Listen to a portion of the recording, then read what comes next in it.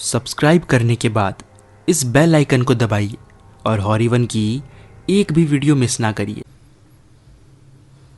कुछ समय पहले हमने इंटरनेट पर मौजूद 4 असली डरावनी कहानियां सुनी थी जो कि बिल्कुल असली थी और असल लोगों के साथ घटी थी, और वो वीडियो आप सबको बहुत पसंद भी आई थी।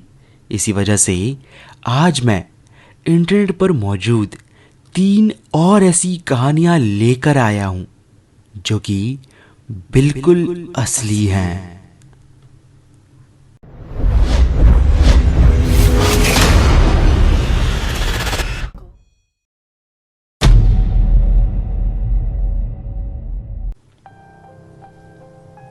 पहली बार ऐसा हुआ था कि मैं यूं ही अकेले ट्रैवल कर रहा था।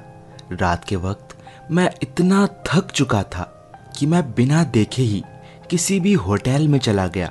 अंदर जाकर काउंटर पे खड़े आदमी से मैंने एक रूम बुक करने को कहा। 2 मिनट के बाद उस आदमी ने मुझे मेरा कमरा नंबर बताया और उस कमरे की चाबी मुझे दे दी। मैं अपने कमरे की तरफ जा ही रहा था कि तभी उस काउंटर वाले आदमी ने मुझे रोककर मुझसे कहा, साहब जी, एक बात तो मैं बताना भूल ही गया। आपके कमरे के बगल में एक और कमरा है, कमरा नंबर 302, जो कि हमेशा बंद रहता है। आप गलती से भी उस कमरे के अंदर मत झांकिएगा। थकावट के कारण मैंने उसकी बात पर इतना ध्यान नहीं दिया और चला गया अपने कमरे में सोने। लगभग आधी रात को मेरी नींद एक आवाज़ के साथ टूटी। वो आवाज़ ऐसी थी जैसे किसी ने नल खुला छोड़ दिया हो, और वो आवाज़ मेरे कमरे से नहीं बल्कि मेरे बगल वाले कमरे से आ रही थी, यानी कि कमरा नंबर 302 से। पहले कुछ देर तो मैंने उस आवाज़ को इग्नोर किया, मगर उस आवाज़ के बंद ना होने पर मैं चेक करने चला गया। रूम लॉक था, इसलिए मैंने की होल से झांक कर देखा और मैंने देखा कि उस कमरे के बीचों बीच एक औरत खड़ी थी जो कि लगातार खून की उल्टियां किए जा रही थी। ये सब कुछ देखकर मैं इतना घबरा गया कि मैंने जोर जोर से चिल्लाना शुरू कर दिया, जिसके बाद आसपास बहुत सारे लोग इकट्ठा हो गए और मेरी बात सुनकर सबने दरवाज़ा खुलवाया। लेकिन दरवाज़ा खुलने के बाद किसी को अंदर कोई भी नहीं मिला। आज 4 साल के बाद भी मैं अक्सर यही सोचता हूँ कि क्या वो उस रात मेरा वहम था या फिर सच में मैंने किसी को देखा था।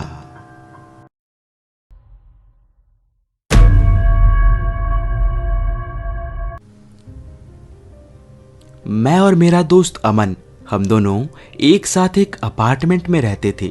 वहां पर सब कुछ नॉर्मल था, बस एक बात थी जो बेहद अजीब थी। वो थी कि हर रात 12 बजे से हमारे बगल वाले घर से ये आवाज आती थी,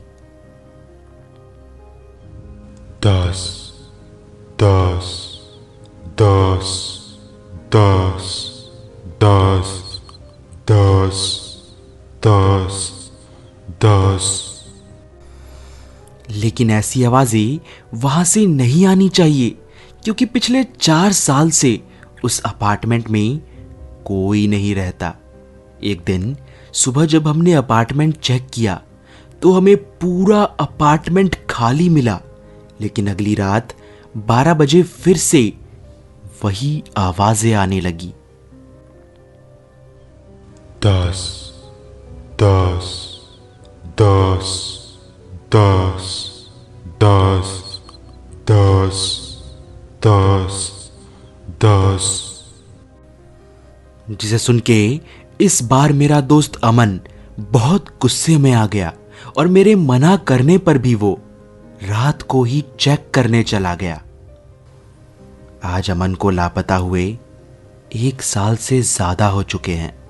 किसी को नहीं पता कि उस रात अमन आखिर चला कहाँ गया। लेकिन अमन के जाने के बाद भी ये आवाज़ें हर दिन आती हैं, मगर अब कहती कुछ और हैं। 11 11 11 11 11 11 11 11।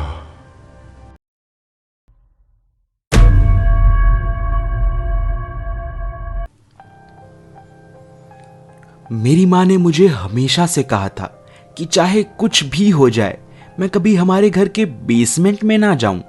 लेकिन मैं हमेशा से जानना चाहता था कि बेसमेंट से हमेशा अजीब सी आवाजें क्यों आती हैं। वो आवाज बहुत अजीब है, कुछ ऐसी।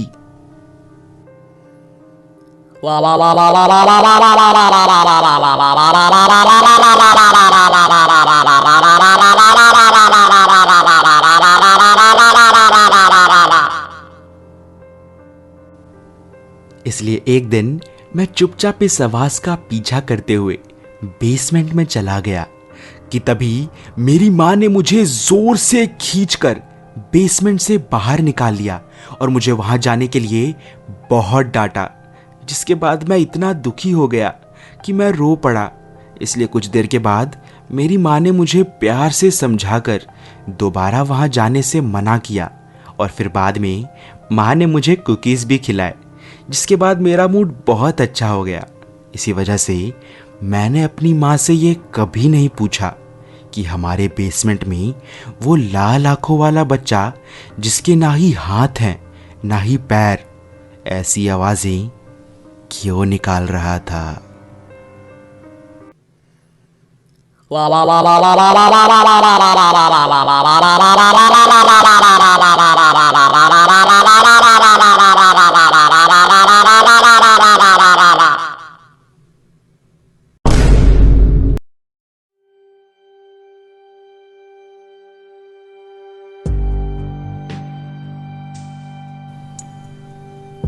तो ये थी वो 3 असली डरावनी कहानियां जो कि हमारी रातों की नींद उड़ाने के लिए काफी है।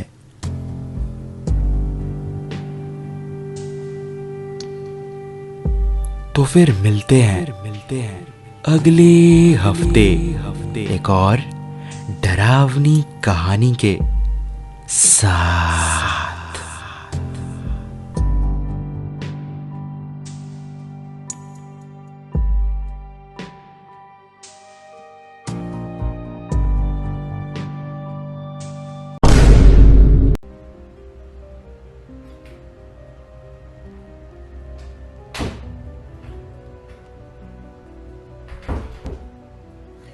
Same. Like I'm watching. It's not like we needed, guys. It's not like we needed any sleep or anything. Oh my god! What the fuck? Fuck this. Fuck this.